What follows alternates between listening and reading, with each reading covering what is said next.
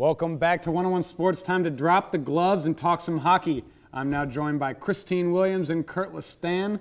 Guys, let's start with what was one of the biggest stories coming out about a week ago, just an all-out brawl between the Penguins and the Islanders. Now, Christine, we'll start with you.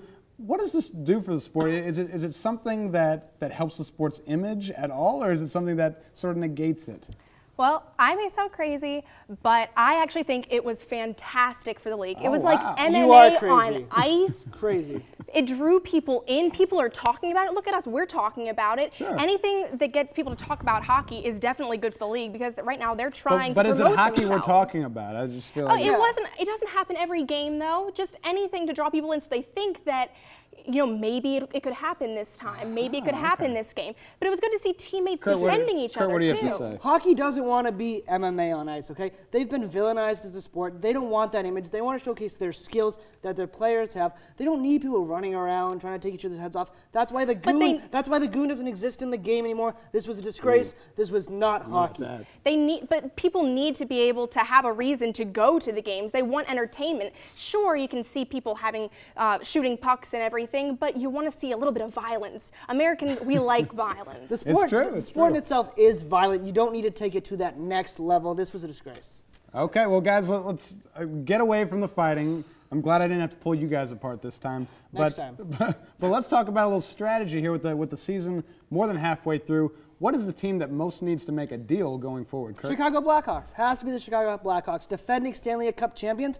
Might not make the playoffs. Now, this is a team that has one of the best offenses in the NHL, averaging about a little over 3 goals a game. Okay. The problem is they're giving up about 3 goals a game. They need to get a defenseman, someone in here who can re-energize this team, help them out now, and once they're in the playoffs, will help out the young goaltender. They're going to be fine. They're going to be fine. They're defending champions. They have Taves, Sharp, Kane, Keith, all all-stars. Once those guys get something going, they'll be fine. Crawford, they finally figured it out. They're going to put Crawford in rather than Turco.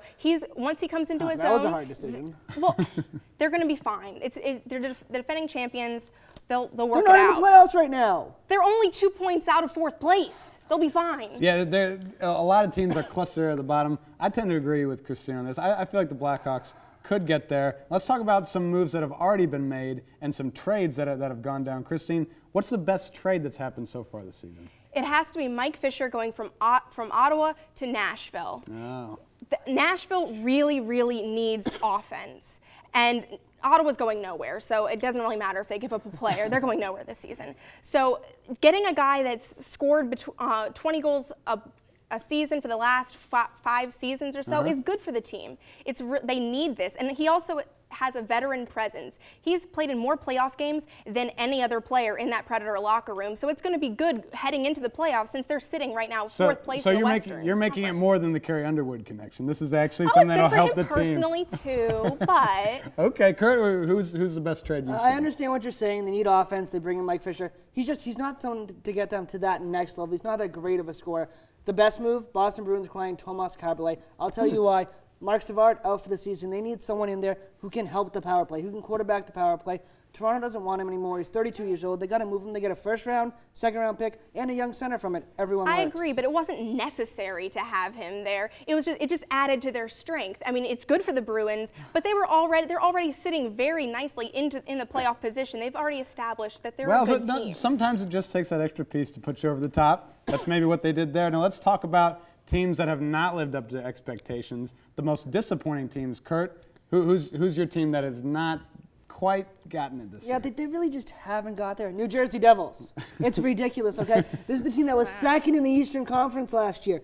Brodeur looks like his career could be over, okay? Kovalchuk, pedestrian this season. I know Zach Parise has been out, but this team hasn't been able to put it together. It's been really tough to watch a team flounder like this. Okay, I agree. They have been disappointing, but they're starting to turn it around. They've won 7 games in a row now. I think the most disappointing team, the Ottawa Senators. Yeah, talked about them earlier. They're 29th in the league this year. They were 5th in the Eastern Conference. They were in the finals, the Stanley Cup Finals, in 2007 and made the playoffs in 2006, 2007, 2008, and last year. Yeah. They have players like Alfredson, Carlson. They gained Sergei Gonchar over the offseason. They were supposed to be a lot better than they are. Yeah. Right now, they're almost the worst in the league. It's terrible. They won 19 games. Goaltending will hurt you. Goaltending can hurt you. Yeah, they do. Yeah, case in point with the Senators. Now it's hard to talk. It's hard to argue which team is the worst, but two very good arguments. But right now we're going to take another break, and when one-on-one returns, Chris and I will sit down to discuss Michael Vick's decision to stand up Oprah. Don't go anywhere.